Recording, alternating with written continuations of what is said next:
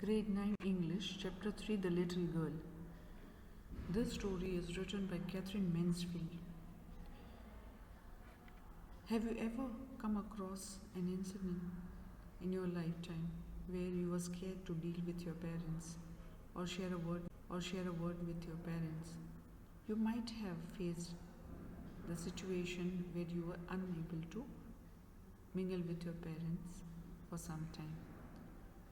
Here in this story, the little girl is scared of her father.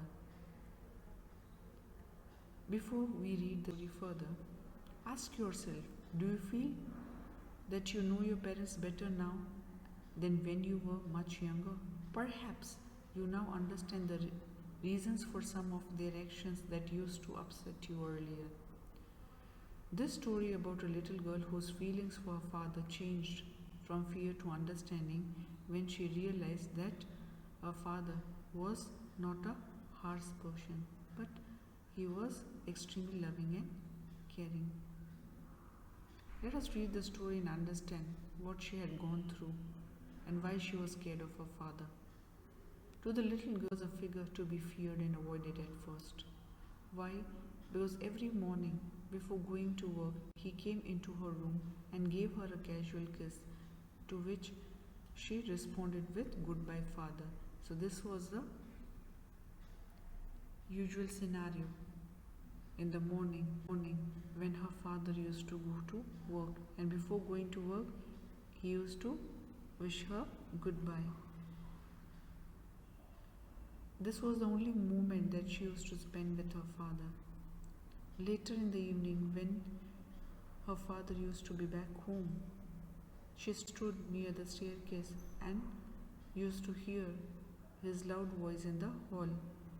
And he was so exhausted that he used to sit on the sofa ordering for his tea, newspaper, and many other stuffs that he used to look for at the end of.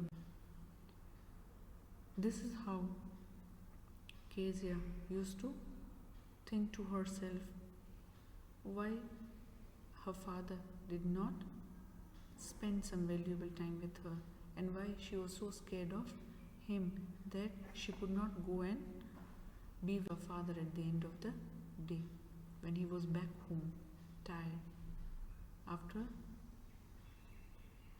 a lot of work that he has done for the day. Kezia's mother would call to her, "If you are a good girl, you can come down and take off father's boots." So, Kezia's mother was not very much close to her, used to ask her to be a good girl and help the father once he was back home, helping him take off his shoes. Slowly the girl would slip down the stairs, more slowly still across the hall, and push open the drawing room door. By that time he had his spectacles on and looked at her over them in a way that was terrifying to the little girl. So the aggressive look of the father made her feel scared of him.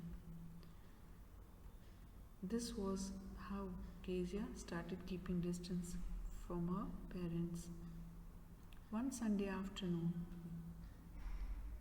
Kezia's grandmother sent her down to the drawing room to have a nice talk with her father and mother.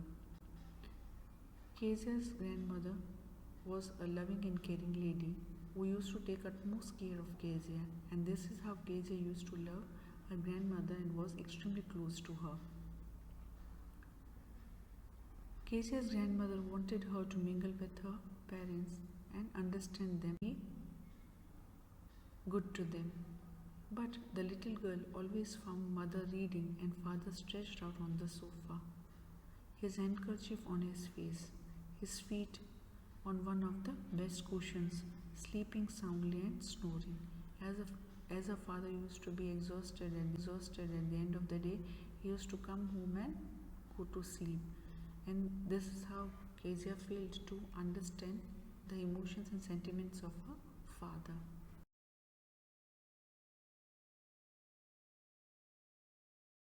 One day, Kezia's grandmother suggested that she should prepare a pink cushion for her father's birthday.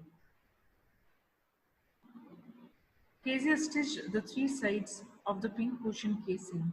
As instructed by her grandmother, she was planning for a surprise for her father, about to celebrate his birthday next week. She was so happy and excited that she started preparing the pink cushion from a piece of cloth that was a piece of yellow silk. But she did not have much items or stuff to fill in the cushion. Laboriously with a double cotton, the little girl stitched three sides. But what to fill in with? Okay, but what to fill it with? She was asking to herself. The grandmother was out in the garden and she wandered in mother's bedroom to look for scraps. As grandmother was away, she could not take her help, but she went loitering around into her mother's bedroom where she could find some scraps. On the bed table, she discovered a great many sheets of fine paper. She gathered them up, tore them into tiny pieces, and stuffed her case, and then sewed up the fourth side. And this is how her pin cushion was ready. She was unaware about the fact that the papers that were lying on the table in her mother's room were extremely important. Her father had prepared for the great speech to be delivered on the occasion, and when he was back home that night, there was a hue and cry in the house. Father's great speech for the Port Authority had been lost. Rooms were searched, and servants were questioned. Even Kezia was asked for the papers. Kezia's mother asked that whether she had seen the papers. Oh, yes, I tore them up for my surprise, is what she admitted. Finally, the mother dragged her to the room where Kezia's father was pacing two hands behind his back, waiting to scold Kezia. The father was holding a ruler in his hand. I'm going to beat you for this, he said. Kezia, who was extremely scared, could not utter a word, but later on she said, "Oh, no, no, but it was for your birthday," she stated. She hesitated at first to accept the fact that she had taken away the pages to stuff it into the pin cushion, but she did not want to lie to her father, though she admitted her mistake.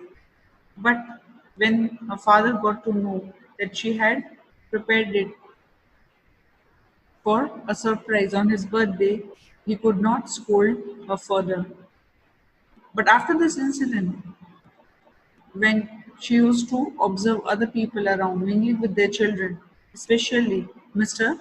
MacDonald, who was their neighbor, who lived next door, had five children, and he used to spend a lot of time with his children, loving and caring for them, and his gestures towards his children made Kezia think quite often that she was unlucky to not to have a loving and caring father like Mr. MacDonald.